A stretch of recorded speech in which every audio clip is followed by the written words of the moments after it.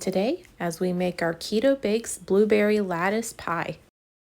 After you press the first half of your pie crust into your pie shell and put that in the fridge to chill, you're going to roll out the second half of your crust and cut using a pizza cutter into 10 equal strips.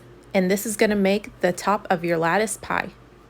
Then add that on top of a baking sheet and place that into your freezer for 25 minutes. After the bottom crust of your pie has chilled, you're going to pour in your berry and pie filling mix from KetoBakes, and then you're going to start adding your lattice to the top.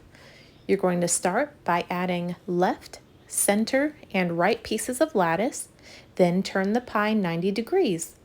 Then do the same, left, center, and right, turn 90 degrees, then place 2 pieces in the center, turn 90 degrees, and add the last 2 pieces to the center of the pie.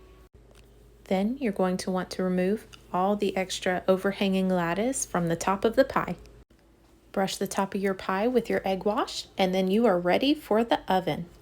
Bake at 350 for 25 minutes.